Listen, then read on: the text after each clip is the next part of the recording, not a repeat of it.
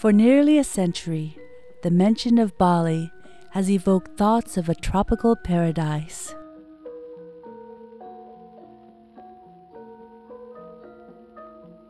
Volcanic mountains form the lush island topography.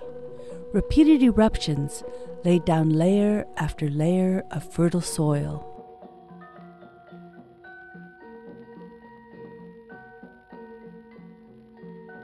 Near the equator, Bali is part of the Indonesian nation made up of some 17,000 islands.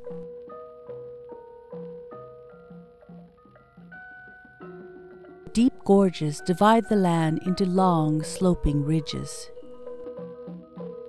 Rivers flow from the mountains to the tropical sea.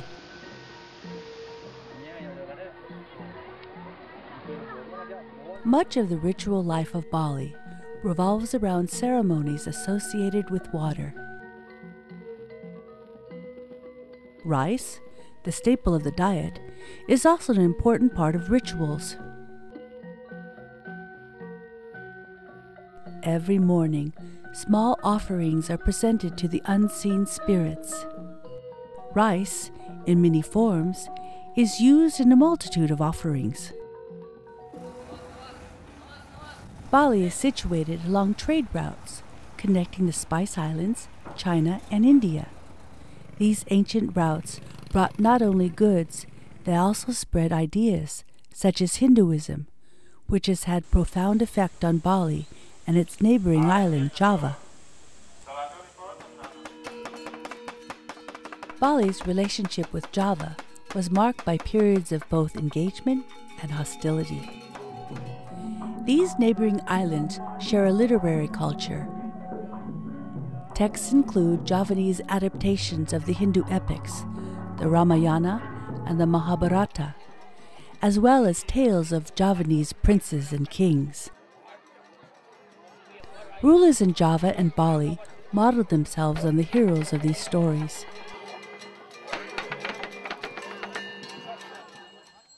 Most Balinese today practice a form of Hinduism, which combines worship of local deities associated with nature, ancestor deities, and Hindu gods from India.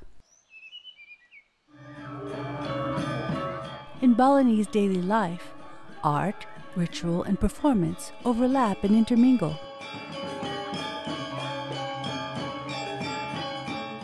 Temples in Bali have been described as open-air theaters.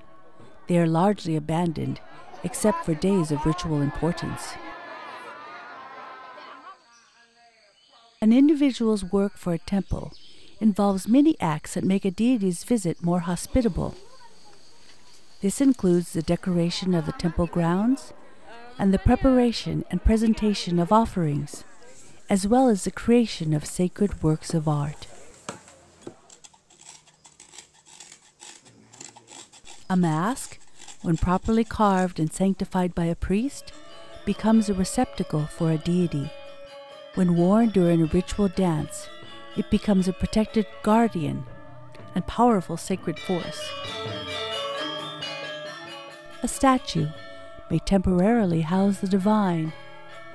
It is through ritual acts, invitations to the gods, ornamentation of temples, presentations of offerings, and incantations that vessels become sacred objects.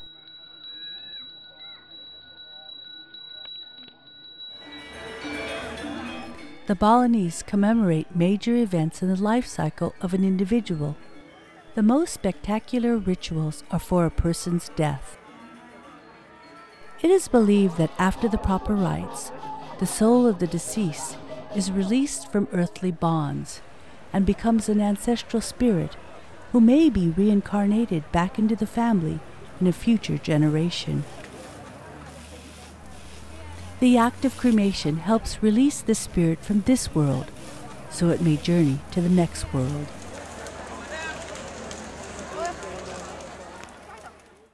Members of the court have a responsibility to perform a myriad of sacred rituals, and their public appearances are laden with meaning. A gilded palanquin, used to carry members of the royal family in ceremonies, calls to mind those used to carry images of the gods. The similarity was intentional, as the royals sought to confirm their authority through associations with the divine. Palace architecture often mimicked temple architecture, distinguished by ornate gateways, separating various courtyards and decorated with sacred symbols.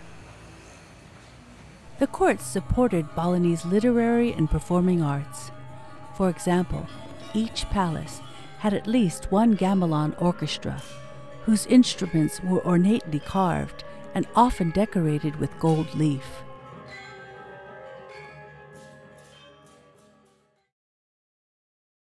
In the mid-19th century, the Netherlands sought to consolidate their empire in Indonesia by gaining control of Bali.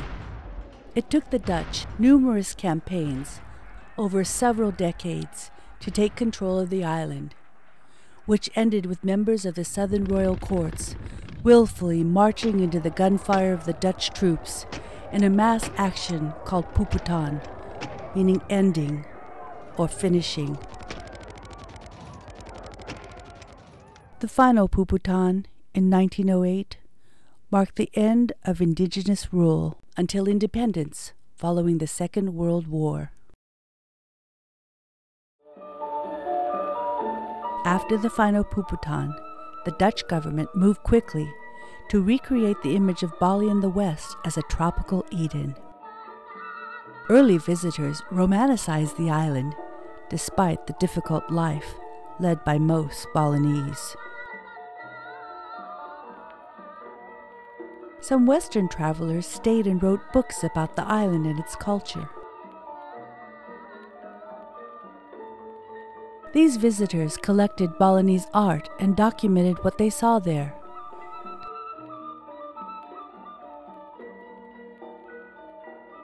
How did their activities influence the West's perception of the island? What impact did they have on art production in Bali? Until the 20th century, most art objects in Bali had a ritual function.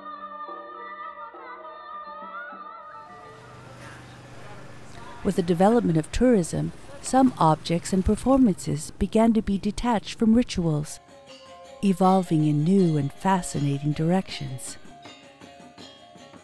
Rather than replacing traditional Balinese arts and culture, this new tourist market coexists with ritual-based Balinese cultural production.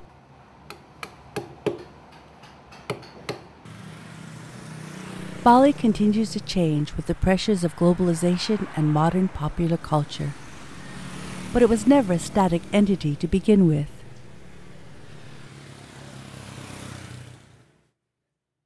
Balinese today have taught and learned from generations of artists from other countries, and Balinese art and performance continues to have an impact on international artists of all kinds.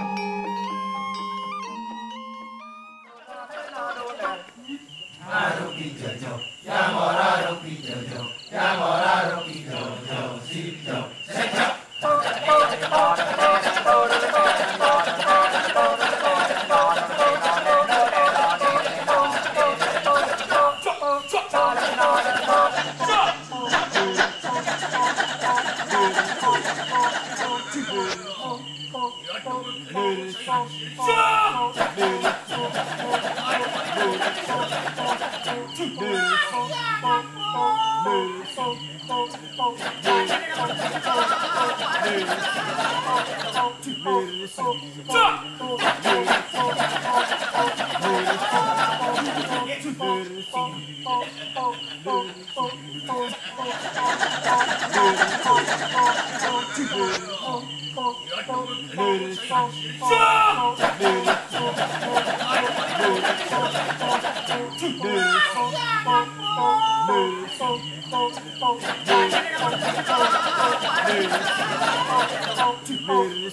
Stop!